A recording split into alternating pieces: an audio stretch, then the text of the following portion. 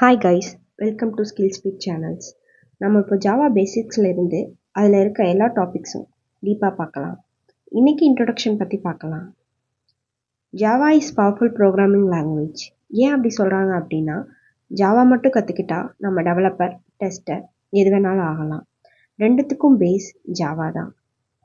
ஏன் base Java அப்படின்னு சொல்கிறாங்க அப்படின்னா, இப்போ நம்ம ஒரு பேக்எண்ட் டெவலப்பர் ஆகணும் அப்படின்னு நினச்சோம் அப்படின்னா, நம்மளுக்கு ஜாவா தெரிஞ்சால் அது கூட ஸ்ப்ரிங் பூட், மைக்ரோ சர்வீசஸ் அது மாதிரி சில டூல்ஸ்லாம் படித்தோம் அப்படின்னா நம்ம ஒரு பேக்எண்ட் டெவலப்பர் ஆகலாம். இல்லை நம்ம ஒரு டெஸ்டர் ஆகணும் அப்படின்னு நினச்சோம் அப்படின்னா ஜாவா தெரியும் அப்படின்னா அதோட செலினியம், குக்கும்பர் அது மாதிரி சில ஃப்ரேம்ஒர்க்ஸ்லாம் கற்றுக்கிட்டோம் அப்படின்னா நம்ம டெஸ்டர் ஆகலாம். ஜாவா வச்சு ஈஸியாக ஒரு அப்ளிகேஷன் பில்ட் பண்ணவும் முடியும், அதே மாதிரி டெஸ்ட் பண்ணவும் முடியும். நெக்ஸ்ட், ஜாவாவோட ஹிஸ்ட்ரி. ஜாவா ஜேம்ஸ் காஸ்லிங்கிற ஒருத்தவங்க 1991 இன்ட்ரடியூஸ் பண்ணாங்க. எதுக்கு அப்போ ஜாவா கண்டுபிடிச்சாங்க அப்படின்னா, அதுக்கு ஒரு சின்ன டீம் ஒன்று க்ரியேட் பண்ணி அவங்க எல்லாத்தையும் சன் இன்ஜினியர்ஸ் அப்படின்னு சொல்லிட்டு அந்த டீமுக்கு க்ரீன் டீம்னு ஒரு நேம் வச்சு அவங்க எல்லாம் சேர்ந்து தான் ஜாவாவை கண்டுபிடிச்சாங்க. அதுக்கடுத்து அது எதுக்காக வேண்டி பண்ணாங்க அப்படின்னா, அப்போல்லாம் செட்டாப் பாக்ஸ், டெலிவிஷன்ஸ் அது எல்லாத்துக்கும் யூஸ் பண்ணுறதுக்காக ஜாவாங்கிற ஒரு லாங்குவேஜை கண்டுபிடிக்கிறாங்க. நெக்ஸ்ட், ஜாவான் நேம் எப்படி வந்துச்சு அப்படின்னு பார்க்கலாம். ஈஸியாக ஜாவான்னு அவங்க நேம் வைக்கவே இல்லை. எதுக்கு இந்த நேம் வந்துச்சு ஃபஸ்ட்டு அப்படின்னு பார்க்குறாங்க. இப்போ எக்ஸாம்பிள், இப்போ நம்ம ஒரு ஓன் ஷாப் ஒன்று ஓப்பன் பண்ணணும் அப்படின்னம்னா அதுக்கு ஏனோ தானோன்னு ஒரு நேம் வைக்க மாட்டோம். அதுக்குன்னு யுனிக்காக ஒரு நேம் நம்ம செலக்ட் பண்ணுவோம். அதே மாதிரி ஜேம்ஸ் காஸ்லிங்கிற ஒருத்தவங்க க்ரீன் டீம்ங்கிற அந்த டீம் ஒன்று வச்சு அவங்க நிறைய நேம் சர்ச் பண்ணுறாங்க. அதுலேருந்து அவங்களுக்கு க்ரீன் டாக் அப்படிங்கிற ஒரு நேம் நல்லா இருந்துச்சு. அதை வைக்கிறாங்க.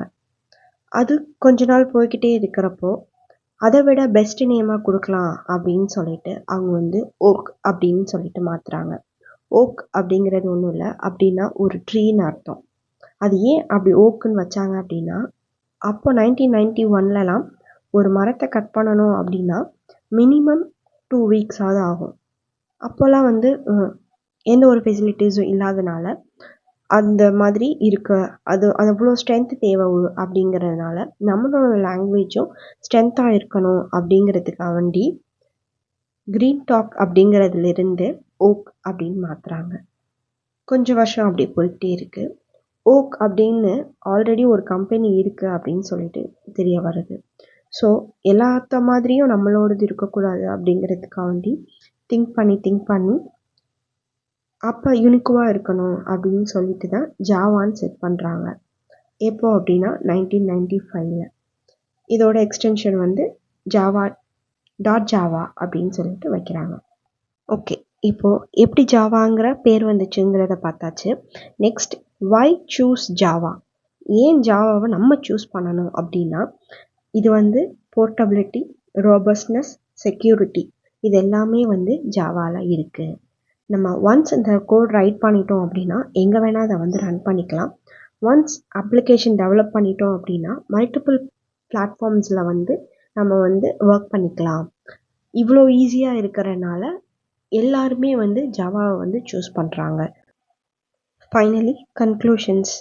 இந்த ஜாவாங்கிறத வச்சு இந்த ஜாவா ஜேர்னிங்கிறது மல்டிபிள் ஆப்பர்ச்சுனிட்டிஸை நம்மளுக்கு கொடுக்கும். அதுக்கு நம்ம என்ன பண்ணணும் அப்படின்னா டெடிகேஷன்ஸ் அண்ட் ப்ராக்டிஸ் மட்டும்தான் போதும். நம்ம எவ்வளோக்கு எவ்வளோ டெடிக்கேட்டடாக ஜாவாவை கற்றுக்குறோமோ அது நம்மளுக்கு ஒரு பிரைட் ஃப்யூச்சரை கொடுக்க போகுது. ஜாஸ்ட் கேட்டுக்கிட்டே இருந்தால் மட்டும் ஜாவாவை கற்றுக்க முடியாது. அதில் நம்ம உள்ளே இறங்கி ப்ராக்டிஸ் பண்ண தான் நம்மளுக்கு ஜாவா இன்டெப்த்தாக புரிய ஆரம்பிக்கும். தேங்க்யூ ஃபார் வாட்சிங் this video. Please comment your feedback. Subscribe பண்ணுங்கள். அப்போ தான் நெக்ஸ்ட் போடுற வீடியோ எல்லாம் பார்க்க முடியும். தேங்க்யூ.